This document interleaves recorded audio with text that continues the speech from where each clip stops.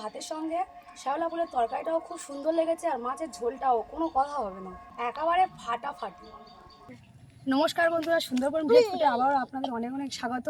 আজকে আমরা আপনাদের সামনে দুটো রেসিপি করে দেখাবো। তো আমাদের প্রথম রেসিপির জন্য শাড়ি ফুল দরকার।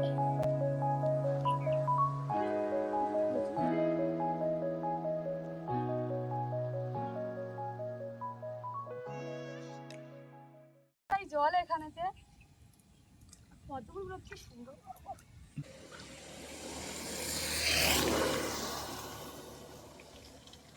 এই ফুলটা এখনো ফোটেনি, এটা কালকেরই ফুটে যাবে ফুলটা। এই ফুটে আমার হাতের মতো এরকমই বড় বড় হয়ে যাবে। বন্ধুরা আমাদের আর লাগবে না, এতেই হয়ে যাবে। এই শাপলা ফুলের আপনাদেরকে আজ দুর্দান্ত রেসিপি করে দেখাবো। বন্ধুরা আমরা রান্নাঘরে চলে এসেছি, আর আপনারা তো আগে দেখলেন যে আমরা ওই শ্যাওলা ফুল তুলতে গিয়েছিলাম। আজকে এই শ্যাওলা ফুল আর চিংড়ি দিয়ে ছক্কা বানিয়ে দেখাবো। আর এই তোমাদের ভাই বাজার থেকে মাছ নিয়ে এসেছে। মাছটা প্রায় 2 কেজি 2.5 কেজি মতো হবে। আজকের এই মাছটা আলু বেগুন আর কালো জিরে দিয়ে তরকারি বানিয়ে দেখাবো। মাছটা প্রথমে কেটে নেব।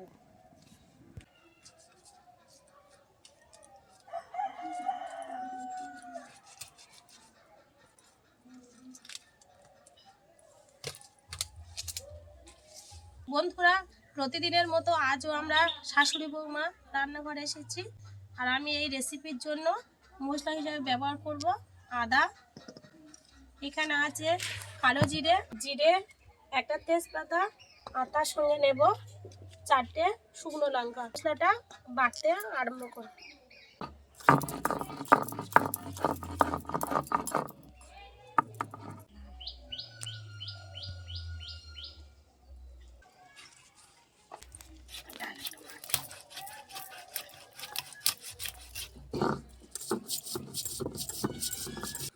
মাছটা অনেকটাই বড়, মাছটার পেটি কেটে নেব।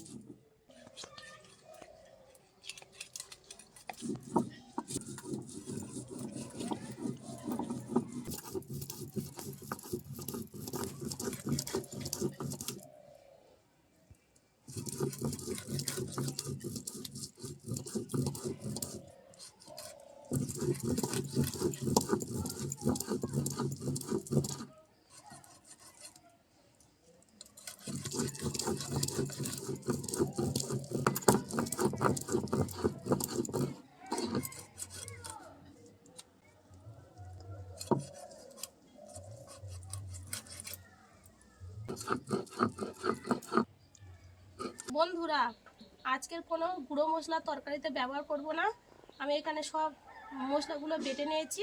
আর এই বাটা মশলা তরকারির স্বাদ অনেকটা বাড়িয়ে তোলে, তার জন্য আমি শিলনোড়াতে একদম মিহি করে মশলাগুলো তৈরি করে নিচ্ছি।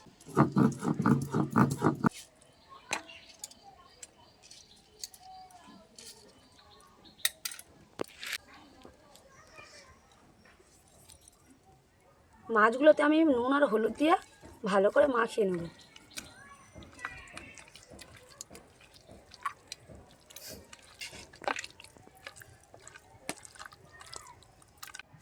এই রেসিপির জন্য 2টো আলু নিয়েছি, আর 2টো মাঝারি সাইজের বেগুন আছে, আর একটা টমেটো, 2টো পেঁয়াজ, এগুলো আমি ভালো করে কেটে নেব।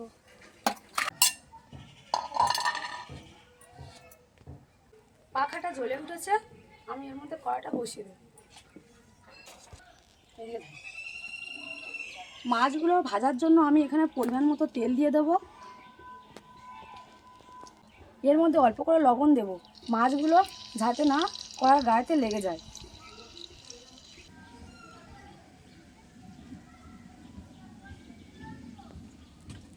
তেলটা গরম হয়ে গেছে,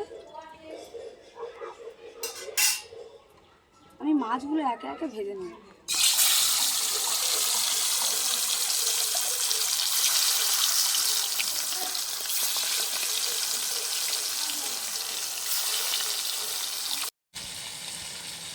মাছগুলো খুব ফাটে, মাছগুলো খুব ফাটছে আর তেল ছিট করছে। এই মাছটা তৈলাক্ত মাছ, তাই ফাটে। আমি একটু ঢাকা দিয়ে দেবো। মাছগুলো খুব ফাটছে, ঢাকনা খোলা যাচ্ছে না।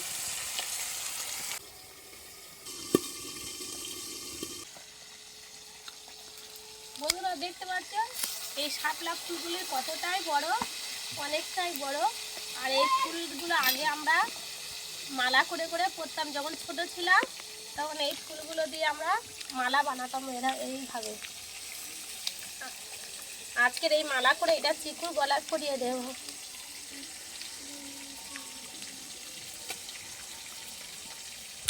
চিকু মালা পরবি, আয় মালা, মালা পরবি। আয় চলে খাবি, আয় খাবি, আয় আয় নো চলে এসো চিকু।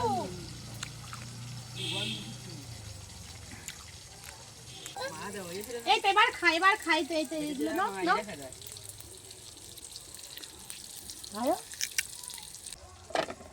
এই শাপলা ফুলের রেসিপি বহু পুরানো দিনের রেসিপি। মা ঠাকুরমারা বানাতেন অন্যভাবে, আমরা একদম বানাবো ইউনিকভাবে, আপনাদেরকে বানিয়ে দেখাবো আমরা কিভাবে এই শাপলা ফুলের রেসিপি বানাবো। আপনারা সম্পূর্ণ দেখতে থাকুন, আশা করি খুব ভালো লাগবে।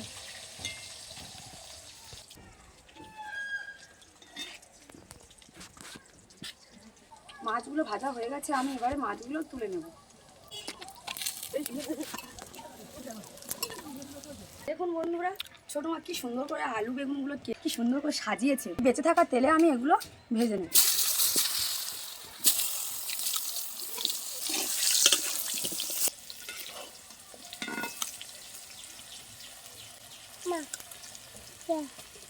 আলুগুলো আমার ভাজা হয়ে গেছে, আলুগুলো আমরা তুলে নেব। কি মা?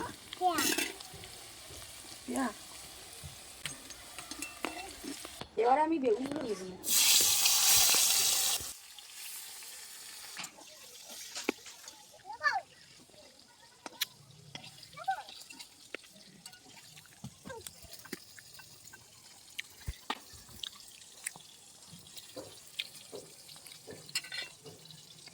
দেবো আমার এখানে বেগুনগুলো ভাজা হয়ে গেছে, আমি এটাও তুলে নেব।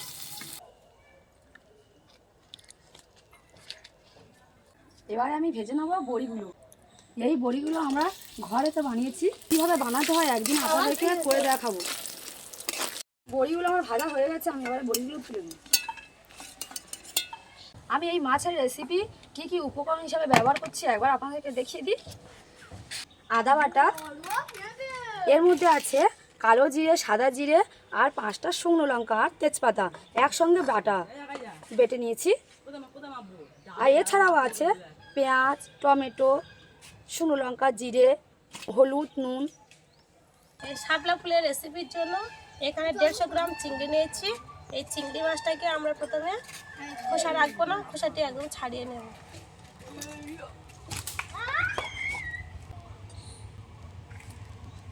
এখানে ফোড়ন হিসাবে দিয়ে দিচ্ছি শুকনো লঙ্কা ও জিরে, কেটে রাখা পেঁয়াজগুলো। এখানে পেঁয়াজটা ভালো করে ভাজা হয়ে গেছে, এর মধ্যে দিয়ে দেবো আদা বাটা, দিয়ে দেবো কালো জিরে, সাদা জিরে আর লঙ্কা বাটাটা, কেটে রাখা টমেটোগুলো।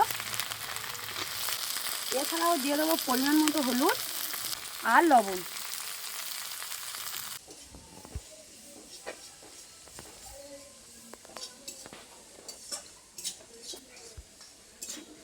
আমি এখানে মশলাটা কষার জন্য অল্প করে জল দেবো,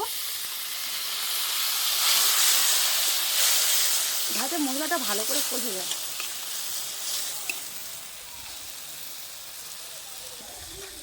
মশলাটা কত সুন্দর কষা হয়েছে আর কত সুন্দর কালার এসেছে। মশলা থেকে তেল ছেড়ে দিয়েছে, আমি এবার এর মধ্যে আলু, বেগুন আর বড়িটা দিয়ে দেবো। এগুলো আমরা প্রথমে ভেজে রেখেছিলাম, তাই জন্য আর বেশি কষবো না তরকারিটা। এবার আমি জল দিয়ে দেবো।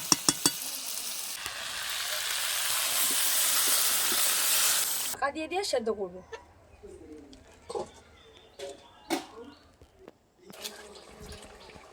এখানে তরকারিটা ফুটে গেছে, আলুগুলোও সেদ্ধ হয়ে গেছে, আমি এবার ভেজে রাখা মাছগুলো দিয়ে দেবো।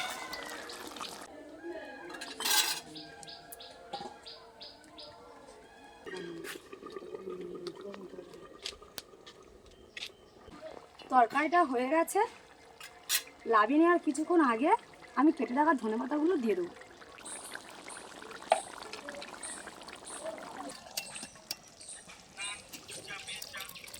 দেখুন বন্ধুরা, তরকারিটা কত সুন্দর কালার এসেছে।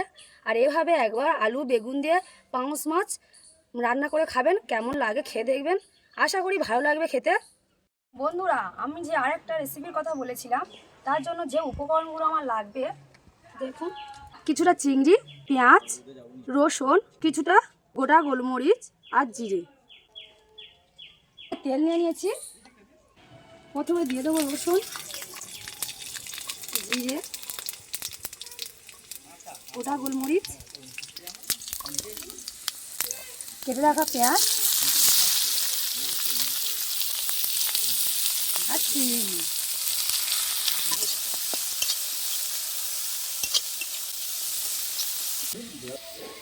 কিছুটা লবণ, কিছুটা হলুদ দিয়ে ভালো করে আমরা এটাকে ভেজে নেব। ওই কড়ার মধ্যে দিয়ে দেবো সামান্য তেল আর কিছুটা কালো জিরে। এই ফোড়ন থেকে যখন সুন্দর একটা সেন্ট বেরোবে, তখন এর মধ্যে দিয়ে দিতে হবে কেটে রাখা পাতলাগুলো।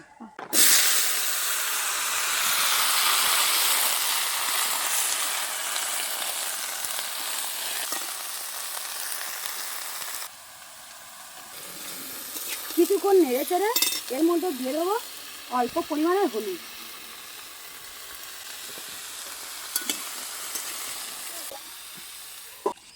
এই শাপলা ফুলের রেসিপির জন্য আমি এখানে 1 চামচ সর্ষে নিয়েছি, কালো সর্ষে।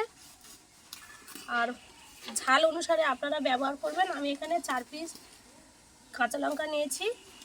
আর এই ভাজা চিংড়ি আর পেঁয়াজ রসুন গোলমরিচ ভাজা আছে, এগুলো আমি শিলনোড়াতে ভালো করে মিহি করে বেটে দেব।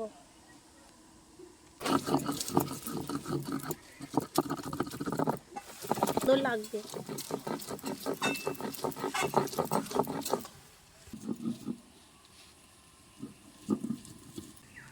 আপনারা মিক্সিতে বেটে নিতে পারেন, আর আমি এখানে শিলনোড়াতে ভালো করে বেটে নিচ্ছি।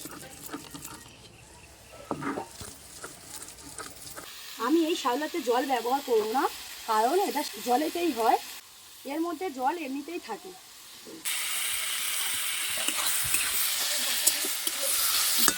এটা আমি ঢাকা দিয়ে দিয়ে সেদ্ধ করে নেব।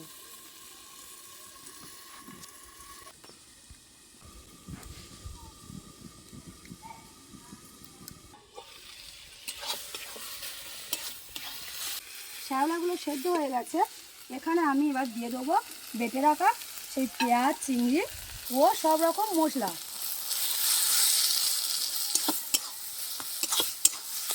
আমি এবার এটাকে লাগিয়ে নেব। শ্যাওলার ছক্কাটা কতটা সুন্দর হয়েছে, খেতেও দারুণ।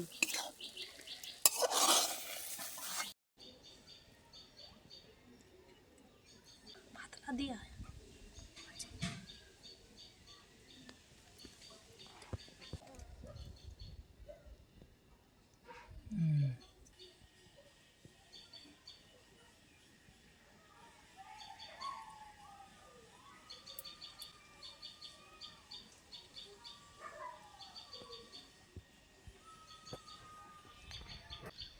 আজকে যা হয়েছে না, সুন্দর রান্না হয়েছে।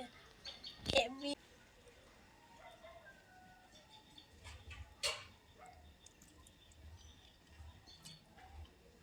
দারুণ হয়েছে।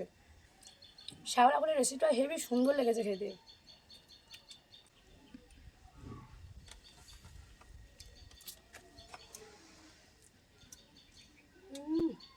দারুণ। আপনারা বাড়িতে এভাবে একবার বানিয়ে খেয়ে দেখবেন, খুব সুন্দর লেগেছে খেতে।